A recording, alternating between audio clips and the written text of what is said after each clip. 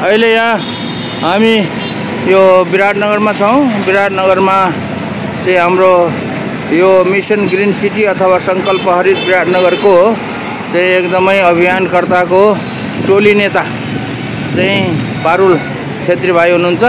र पारुल छेत्री भाइ, यो अभियानको बारेमा छोटकरीमा बताइदिनुहोस् त। नमस्कार। यो अभियान हामीले विराटनगरमा जो पैदल यात्रीहरू हुनुहुन्छ उहाँलाई हिँड्दाखेरि छारी होस् भन्नको निम्ति यो समाजसेवाको काम गरेको हो। यो विराटनगरमा 9 महिनासम्म गर्मी रहन्छ। यहाँ भएका रुखहरू सबै कटे बाटो बन्दाखेरि, त्यसो हुँदाखेरि बाटो हिँड्ने मान्छेहरू, बस चाहिँ चढ्नको निम्ति पर्खिने यात्रुहरू, स्कुल जाने साना साना नानीहरू, तिनीहरूको लागि छारी होस् भन्नको निम्ति हामीले यो अभियान सुरु गरेको।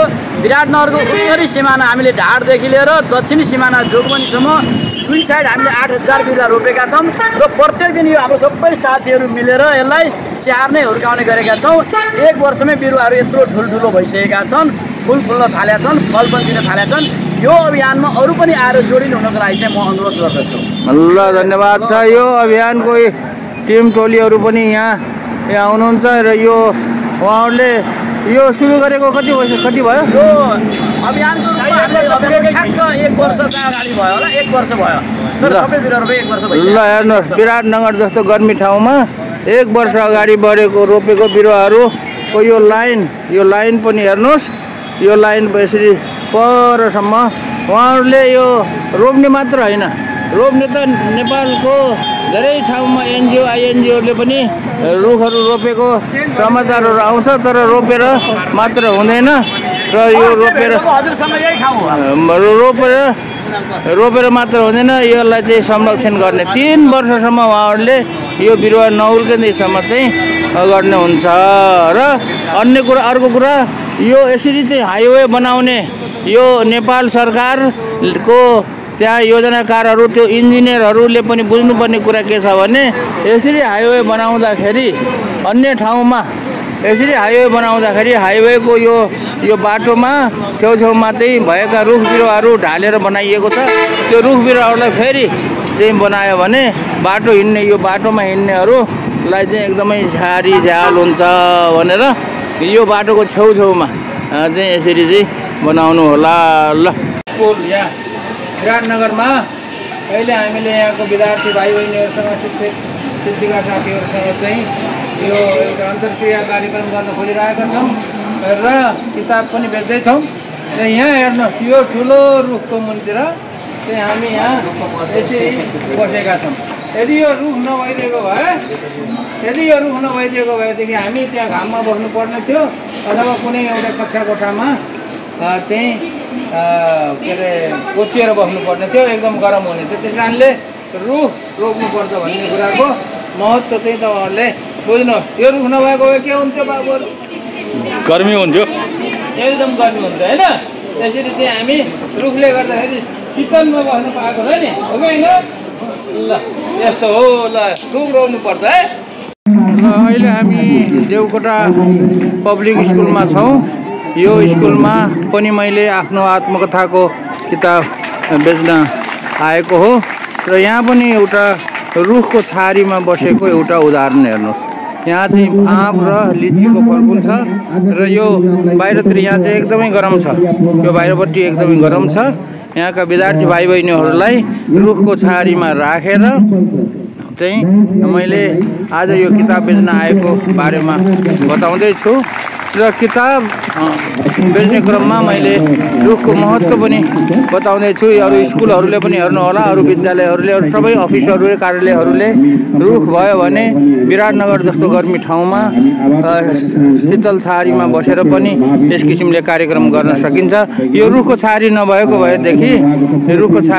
भएदेखि यहाँ विद्यार्थी भाइ बहिनीहरूसँग कुरा गर्न चाहिँ असम्भव नै हुन्थ्यो। ल, हेर्नुहोस्, अरू स्कुलहरूले पनि, कार्यालयहरूले पनि सबैले चाहिँ घरमा पनि यो कुरा चाहिँ रुखको छारीको महत्त्व बुझ्नुहोस्। ल, हेर्नुहोस्, विराटनगरमा चाहिँ बिरुवाहरू लगाउने मिसन ग्रीन सिटी अथवा सङ्कल्प हरित विराटनगरका बिरुवा लगाउने भाइहरूको टोली पनि हेर्नुहोस्, एकदम महान एकदम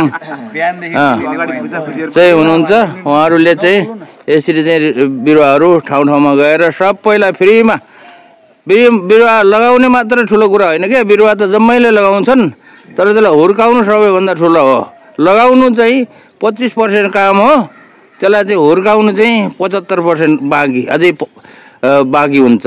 त्यसैले उहाँहरूले चाहिँ बिरुवा लगाएर त्यसलाई 3 वर्षसम्म, विराटनगर जस्तो ठाउँमा 3 वर्षमा बिरुवा चाहिँ हुर्किन्छ।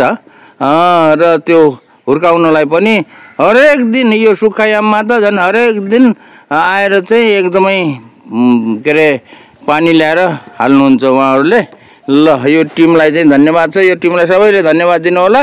र यो टिममा यो अरू टाढा टाढाको त आउन सक्नुहुन्न होला, विराटनगर वरिपरिका चाहिँ आउनु होला र यो टिममा चाहिँ सामेल हुनु होला। रुखलाई मनपर्छ भने, होइन भने अब भोलि भविष्यमा चाहिँ अब आफू मरेपछि पोल्ने पनि रुखले नै हो, होइन? अब के गर्नुहुन्छ तपाईँहरू आफै गर्नु। बहिनीहरू, अहिले हामी ट्राफिक चोक, विराटनगरको ट्राफिक चोकमा चाहिँ किताब बेचिरहेका छौँ। धेरै दिन भयो ट्राफिक चोकमा किताब बेचेको। र हेर्नुहोस्, यहाँ एउटा ठुलो रुख छ, यो ठुलो रुखको मुनि चाहिँ हामी बसेर किताब बेचिरहेका छौँ। यो ठुलो रुखले धेरैलाई ओजन दिएको छ, शीतल दिएको छ।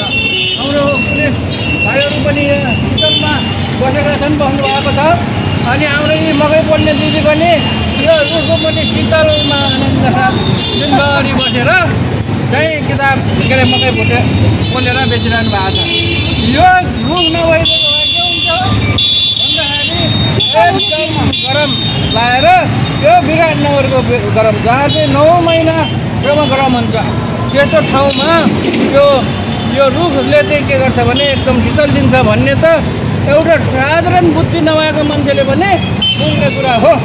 र हेर्नुहोस्, यस किसिमले गर्मी ठाउँहरूमा, बाटोघाटोमा, चोकहरूमा चाहिँ यस्तो किसिमको रुखहरू वृक्षारोपण गऱ्यो भने शीतल दिन्छ, मानिसहरूलाई त्यो जीवनलाई सहज बनाउँछ भन्ने एउटा उदाहरण दिनको लागि मैले यो ट्राफिक चोकको यतातिर हेर्नुहोस्, ट्राफिक चोकमा चाहिँ हामी अहिले बसेर किताब बेचिरहेका छौँ।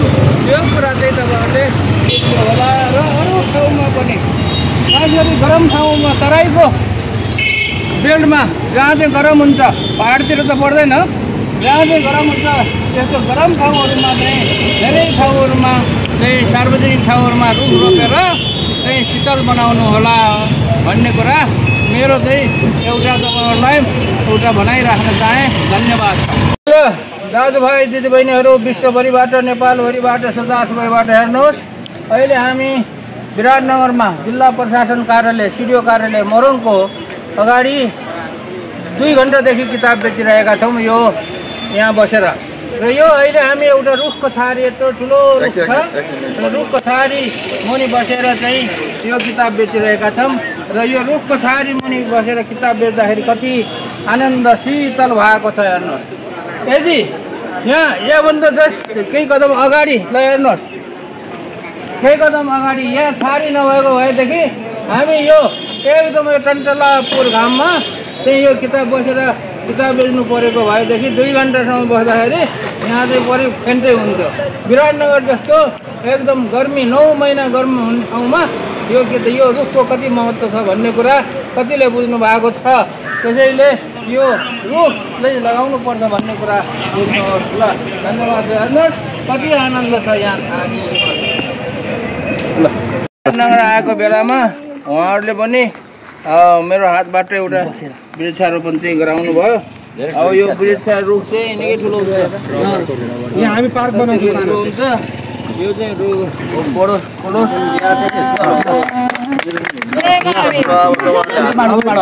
महावीर यहाँ हजुरको नाममा एउटा पार्क बना।